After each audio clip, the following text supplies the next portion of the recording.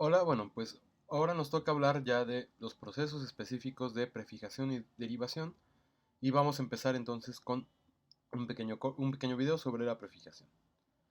La prefijación es uno de los procesos de derivación por medio del cual se forman nuevas palabras agregando un prefijo a una base léxica, ya sea esta una palabra, como deshacer, entrepiso, o un tema culto de origen grecolatino, ¿no? Como agrafía o polícromo.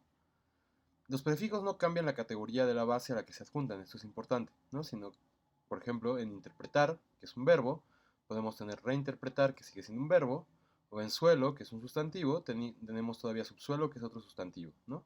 Entonces, decía, los prefijos no van a cambiar la base la categoría de la base a la que se agregan, solo añaden diversas modificaciones, ¿no? Entonces, por ejemplo, reinterpretar, la reiteración, el subsuelo es una inferioridad, por ejemplo, ¿no? Lo primero que tenemos que hacer es abordar una especie de discusión y de un análisis clásico que han tenido los prefijos, y es que algunos los han considerado preposiciones o muy parecidos a las preposiciones, ¿no? Esto es porque muchos coinciden con preposiciones de la lengua. A pesar de ello, la coincidencia se considera un caso de homonimia, es decir, que son dos entradas distintas en el diccionario que son exactamente iguales. Y entonces tendríamos homonimia entre una forma libre que opera en la sintaxis y una forma afijal que participa en un procedimiento morfológico. Para no equiparar preposiciones con prefijos, podemos tener algunas razones de peso sintáctico que nos permiten distinguir uno y otro, ¿no? La primera es que prefijos como a, con o entre se adjuntan a bases, y fíjense cómo esos prefijos son igual que preposiciones, ¿no? Entonces estos se adjuntan a bases adjetivales como en amoral, en consustancial y en entrefino, y las preposiciones en la sintaxis no se combinan con adjetivos. Entonces ahí tenemos un primer argumento. El segundo es que algunos prefijos que coinciden formalmente con preposiciones adoptan un significado de tipo adverbial cuando se combinan con las bases verbales. Por ejemplo, entrever es ver de manera imprecisa o entreabrir es abrir un poco, ¿no?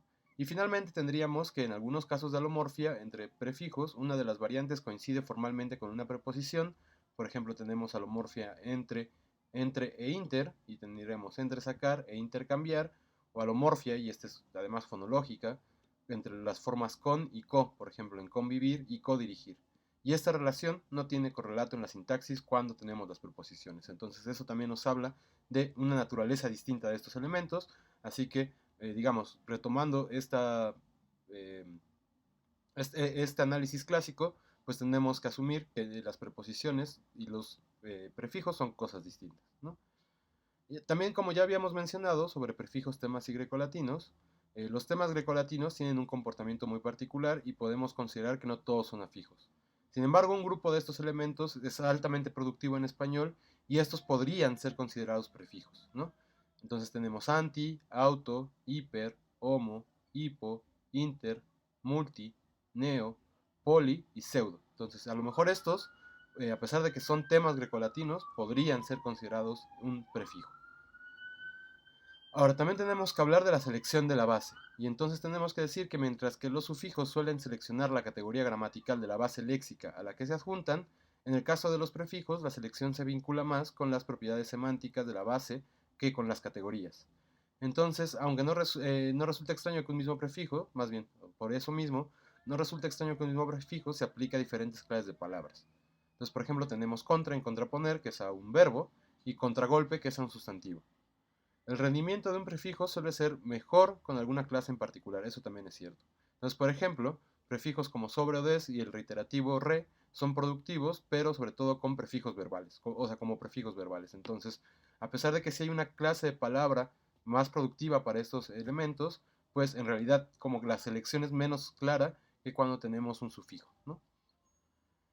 Otra cosa que podemos hablar de los prefijos es que luego se pueden coordinar.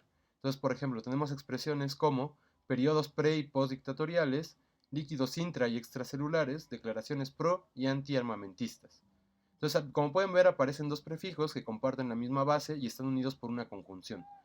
Estas construcciones están limitadas a ciertos prefijos que muchas veces aparecen separados de la base en la escritura, y esto es una cosa solo de la escritura, o unidos mediante un guión, ¿no? Y estos prefijos luego los podemos llamar prefijos separables y expresan relaciones antitéticas dentro de una misma clase semántica, es decir, uno y otro en realidad expresan lo opuesto.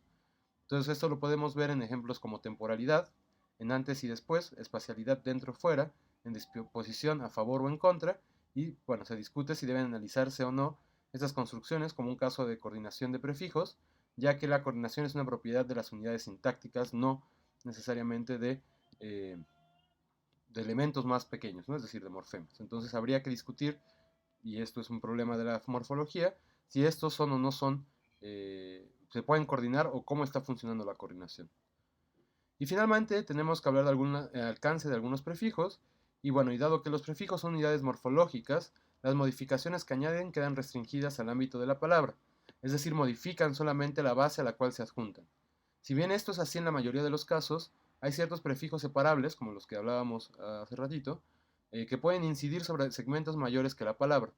Este comportamiento, al igual que el descrito anteriormente, justo, muestra que en estos casos el hecho de que puedan escribirse unidos a la palabra, separados por un guión o separados por un blanco, no es únicamente una convención gráfica, sino que revela algunas de sus propiedades. El prefijo temporal ex, por ejemplo, al igual que los prefijos anti-pro, puede incidir sobre unidades que exceden los límites de la palabra, por ejemplo, el exministro de Economía o manifestaciones anti-subida del boleto. Y entonces aquí habría que ver a qué tipo de elementos están afijando, porque tienen, como pueden ver, un alcance más alto. Ya no solo es un sustantivo, sino parece que tienen un alcance sobre una frase, ¿no? Y bueno, y en realidad eso es todo lo que tenemos que hablar de prefijos, y este video se complementa con una lista de prefijos para que sepan, ¿no?, qué prefijos son los que tenemos en la lengua.